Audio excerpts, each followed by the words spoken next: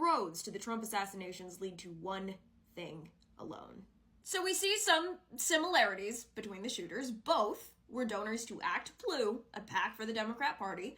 Both managed to get within 500 yards of Trump. Both attempts were followed by the mainstream media kind of oddly downplaying the severity of the situations. And most importantly, Crooks was in a 2023 BlackRock commercial, and Routh was in a 2022 commercial for the Ukrainian militia that had been trained by the American CIA for the past decade and is funded by BlackRock. Here's the explanation.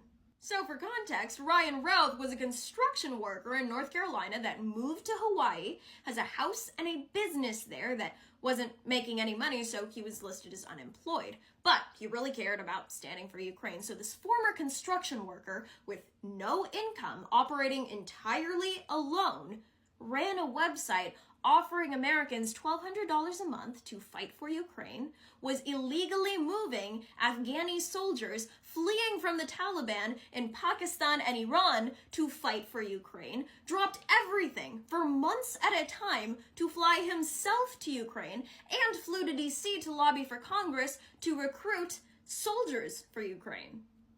He also has about 100 criminal filings, including a 2002 arrest for possessing a weapon of mass destruction, as most construction workers do, and he obviously still has weapons, and not only is he still allowed to vote, but to vote in North Carolina as recently as this year, even though he's a resident of Hawaii.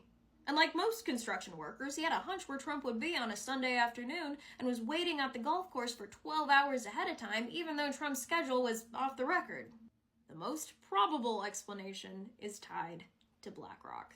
So in 2022, Routh was in a commercial that advertised the Yazov Battalion, which is a Ukrainian neo-Nazi militia trained by the CIA and funded by BlackRock. So what links Ukraine, the CIA, and BlackRock? Well, ever since the Cuban Missile Crisis, the dissolution of the Russian Empire has been an American priority because they have nukes aimed at us. Now, BlackRock essentially owns the U.S. government, considering the top economic advisors for the Biden-Harris admin come from BlackRock. BlackRock wants the oil and rare metals in eastern Ukraine because it owns companies that sell oil and rare metals. So last year, BlackRock paid Ukraine $500 billion in exchange for all of Ukraine's main assets and put Ukraine in permanent debt to BlackRock. And since BlackRock owns our government, our CIA is BlackRock's personal military. And troubled souls like Routh and Crooks are groomed to be useful pawns that exist to look like random eccentric people and take the sole blame for carefully crafted crimes like attempting to extinguish the primary threat to the mega monopoly that not only runs our government, but the world. Hence, after Crooks died and was supposed to be examined by the House Task Force, the FBI took the body and cremated it in secret. Not only law enforcement knew until 13 days after. Nobody sat his parents down and asked them why their kid had bombs or how he got the money for this, and they never will. The crime scene was scrubbed.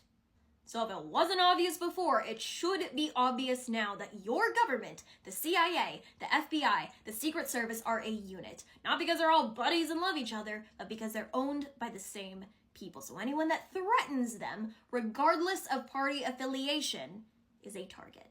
So no wonder for years people have said Trump would be assassinated, and no wonder they refused to give Secret Service protection to a Kennedy.